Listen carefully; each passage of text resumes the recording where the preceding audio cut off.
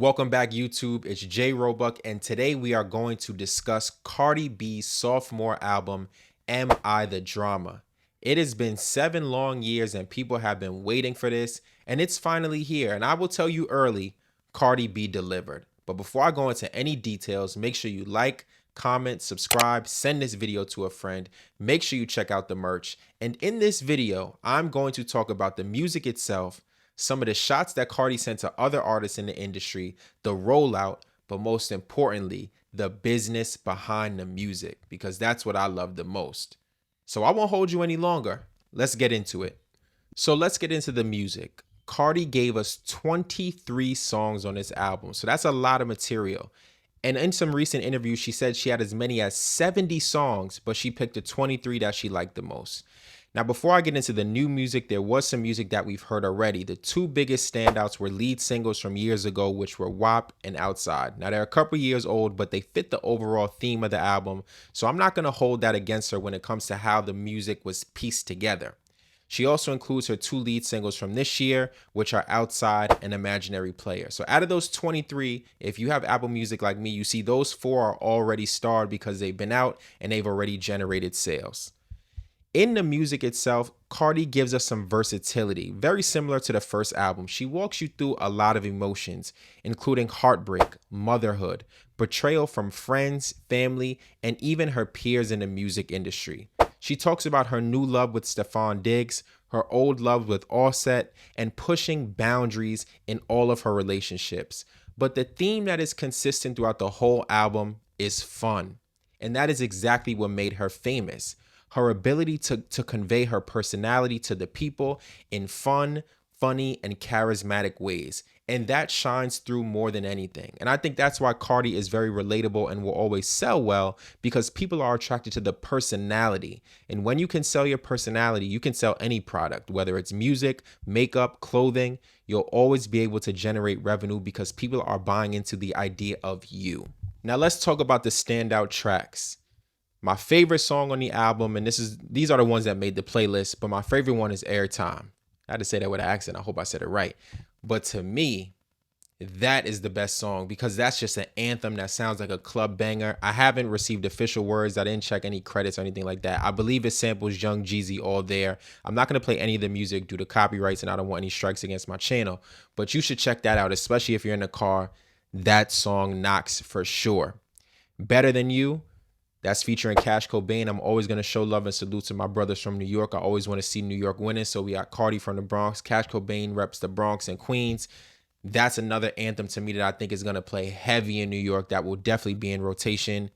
And then we have Pretty and Petty. If you want to hear Cardi pop it, if you want to hear Cardi diss, that's the song that you want to listen to. If you're into the drama, right, which is kind of the title of the album, the drama's right there for you. And then there's another song with a lot of shots, and that song is called Magnet. And we'll go into the specific disses on those songs, but if you didn't know, I'll spoil it. She dissed JT, Lil Uzi, Nicki, Ice Spice. I think she sent some shots at Lotto too, and she definitely had like 2 verses directed at Bia. So if you wanted Cardi to address things and be authentic, she did it. She addressed all the ops, which are the female MCs in the game.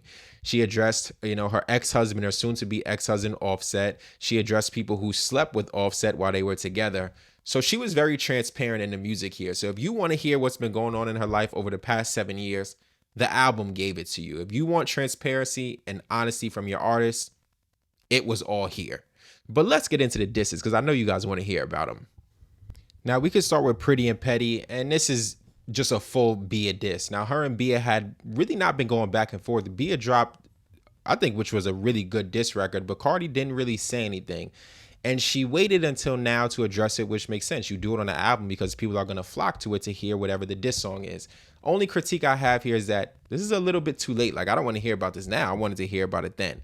But the line that everyone has been saying, which is kind of funny, is name 5 Bia songs, gun pointing to your head. There's a long pause, and then she says, bow, I'm dead. Essentially meaning Bia is not a 1-hit wonder, but maybe she's like a 2 or 3-hit wonder. And Cardi's calling that out, which is a fair critique. If you're going to talk about me and diss me, I'm going to have to bring your career up. And Cardi by far has been the more successful rapper on pretty much every single level. So she sends the diss here. Do you even have a BET award? Again, calling out, are you even as successful as me to be talking to me? Go down again, the chorus, and then we get into these words that I'm not going to say on this channel, but she's really just tearing her down from her looks to her, cultural background and the way she was raised, and even down to the city. New York and Boston, when it comes to sports, we don't get along. And it seems like we're not going to get along with them when it comes to female rap. So this is a clever line, right? You're from Boston, so let's have a little tea party. And then she takes a dig at Bia being around Diddy and Diddy's camp, particularly his sons. She's always around Justin and Christian. I think she's a close friend of theirs. So she says, why are you always over there? What's going on? So essentially saying maybe you're doing something with them, or maybe you're being passed around. She says her breath stinks, smells like diarrhea. I mean, listen, you read it for yourself. They only book you because they can't afford Coil Ray. Like, Cardi kind of just tried to assassinate her character from the business to the music to super personal attacks. And I think she said that because I think she says that Bia mentioned her daughter culture. And then once you mention children, as we know, everything goes out the window. People will go as low as you want them to go once that happens. So she really gave Bia a whole song. So you could tell she really does not like her. And now the second diss. Now this is on the song titled Magnet. And if you're looking for the JT and Uzi diss, you're going to go to verse 2. Now Uzi caught a stray. This is really all about JT. So she essentially says that JT is a hater.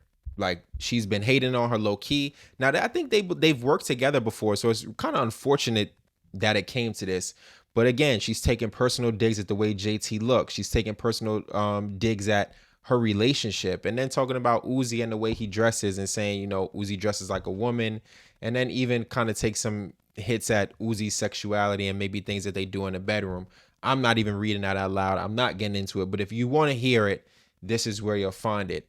And she gave JT some work here. She even dissed Offset a bit, right? Talking about my baby daddy acting like my baby mama.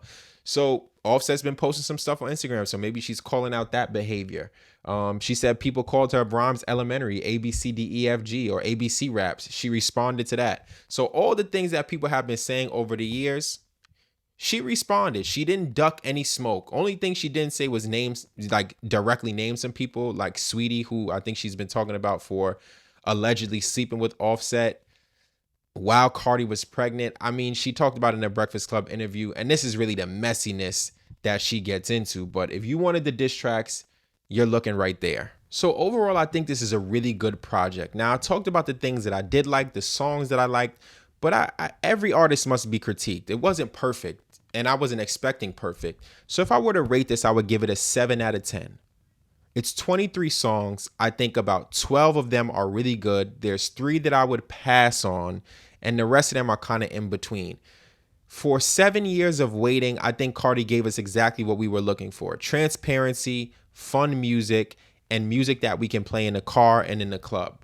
Is it better than the first album? No. And that's fair. I don't expect people's sophomore album to be as good as the debut because they're probably not as hungry. And when you make music out of that first passion of trying to break into the game, it's hard to replicate that, especially when you have an album that was so good, won a Grammy, was critically acclaimed.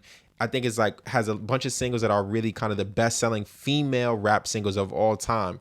So you're not really going to top that. And I didn't expect it, but I'm forced to compare it. It's just the way our minds work. So I'm proud of the product that she put out, and I'm finally happy that it's here, but it did take a long time. Now, musically, if I were to nitpick a few things, it would really be her staying in pocket and staying on beat. It seemed like she was behind the beat a couple times, specifically in Imaginary Players and some of the other tracks. But again, I don't expect perfection. I'm a New Yorker. I understand the delivery, her tonality, her accent. I get all of those things. So I think that really works in her favor. Like Bodega Baddie, she played into it. And I think that song is so much fun. I could see that going crazy on TikTok. So I think it's a good project. I think it's a good album. 7 to 7.5 out of 10 for sure.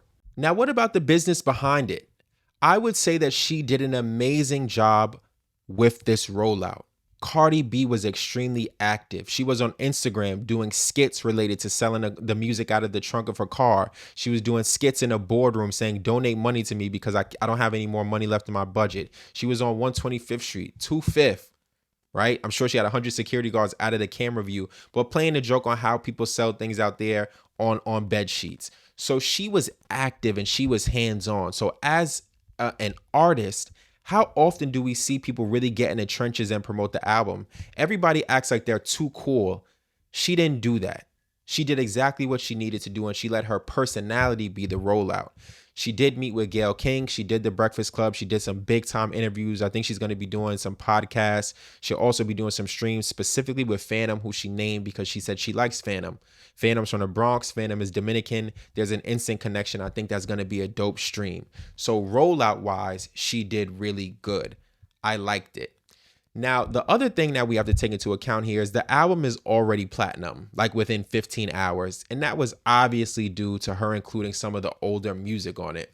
So this is why numbers can be skewed and manipulated to convey any message you want. Because in 10 years, they're going to say this was the fastest selling platinum album by a female artist ever. Like, people will say that, but they're going to leave out the context that it only happened because there were some songs on there that were a couple years old and have already sold 500,000 copies. So context is key, but it's a stat nonetheless, so she can brag about it. I will respect it.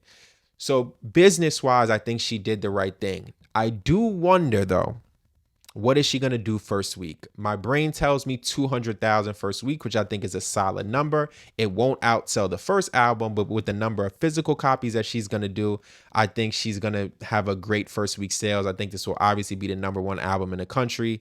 I don't think she'll get a Billboard top 10 single on this, but I think the album itself is going to do great. First week, it'll do good. And then because of the older singles like Outside and WAP and Up, that will carry it for the second, third, and fourth week sales because they're going to calculate that in at the end. So numbers wise, I think she'll perform. But how much money did the label put in? That's a big question here because an artist must recoup. You notice that she put out an announcement that she's going on tour. That tour money is going to make a lot of that advance back. So the label was heavily invested. Atlantic invested in her, and they really pushed this project to come out because she's one of the premier artists on the label. So they need her to be at the forefront. But now with the new pregnancy, now with the new relationship, how will that affect her moving forward? Is she going to make the money back from all the promotion, all the production? She had to spend a bag on writers. She spent a bag on production. She spent a bag on music videos. You have to make that money back. And I'm not doubting that she can. I'm just saying, how will she do it and how long will it take? So those are my thoughts on Cardi's album. Again, solid project. I'm happy with it. Let's see how the songs carry over because we're kind of moving into the fall winter season. We're not in the summer, and she had a lot of summer music. So we'll see how much it plays. We'll see how long it lasts. Let me know what you think of the album in the comments. Did you listen to it? I know there's some other fan bases out there who said they're not talking about it and it's a blackout. I'm just a fan. I'm here to comment on all the music. I'm not picking any sides in a battle. Nicki's from New York. Cardi is from New York. I got love for everybody. I always love for my New Yorkers. What do you think about the album? What are you excited to listen to next? What was your favorite song? And again, like, comment, subscribe, share the video with somebody. Check out the merch and have a great rest of your weekend.